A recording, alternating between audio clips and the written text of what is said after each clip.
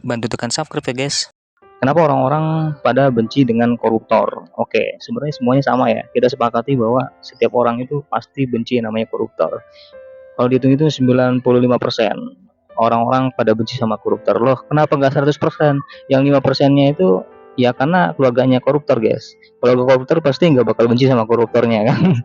Oke, jadi kita sepakati bahwa sebenarnya koruptor ini pasti dibenci oleh semua masyarakat karena dia mengambil uang negara, sehingga negara ini agak terkendala ketika melakukan pembangunan.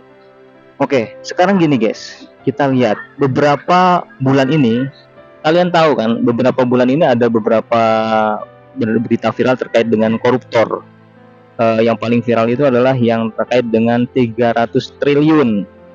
Dikarenakan kasus tersebut mungkin hasilnya tidak memuaskan rakyat, sehingga rakyat ini menimbulkan kekisruhan gitu.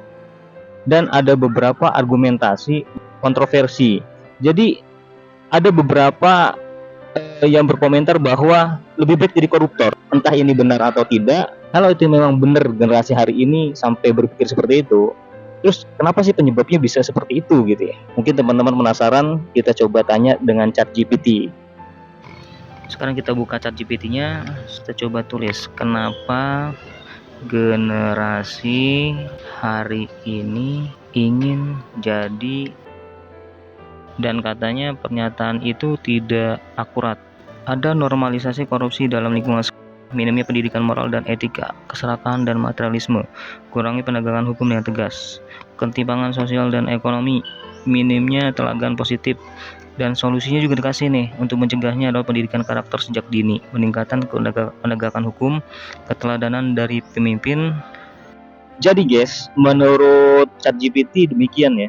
Jadi ada beberapa hal yang menyebabkan kenapa orang-orang itu hari ini seperti menginginkan menjadi koruptor gitu. Tapi ada satu hal yang mungkin kita harus pikirkan, bahwa sebenarnya kata orang tidak ada api kecuali ada yang memantiknya gitu. Sebenarnya di negara kita ini, budaya kita ini gitu ya, terlalu hedon, terlalu menilai seseorang itu dengan kehedonannya, terlalu menganggap seseorang itu dianggap wah, dianggap derajatnya tinggi itu karena kehedonannya, apalagi selain harta dan uang gitu kan. Nah, sehingga ini dampak guys, penyebab membuat orang itu tidak berpikir waras lagi, tidak berpikir murni dan bersih lagi. Sekarang gini, kalau misalkan orang yang telah berbuat salah dengan melakukan sebuah korupsi, lalu dia masuk ke masyarakat, terus masyarakat menerima baik kembali gitu ya, tidak ada hukum sosial, akhirnya kan ada beberapa generasi mungkin yang sekarang menilainya itu, oh ya udah, kalau gitu jadi koruptor aja lah, cepat dapat duitnya, penilaian masyarakat juga tidak ada sanksi sosialnya, terus hukumannya juga ringan, akhirnya seperti itu guys. Dan menurut saya jeleknya masyarakat kita ini menilai seseorang itu dengan hartanya guys, sehingga orang-orang tuh pada berebut harta gimana pun caranya untuk mendapatkan harta dan untuk mendapatkan kedudukan di mata orang. Karena faktanya ketika kalian punya sifat yang baik, karakter yang baik, kalau nggak punya harta itu dianggap sebelah mata guys oleh orang-orang sekitar kalian, dan sangat kontradiksi dengan omongannya. Masyarakat tuh kalau ditanya selalu bicara, oh yang penting itu karakternya, sifatnya, baiknya, dan segala macam, mungkin ibadahnya gitu.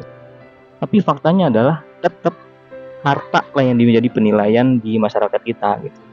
Jadi kesimpulannya mungkin kita harus mulai dari diri sendiri, menilai seseorang itu bukan dari harta, sehingga yang terjadi adalah di sekitar kita itu murni orang-orang yang baik, orang-orang yang menjadi teman itu bukan dikarenakan harta.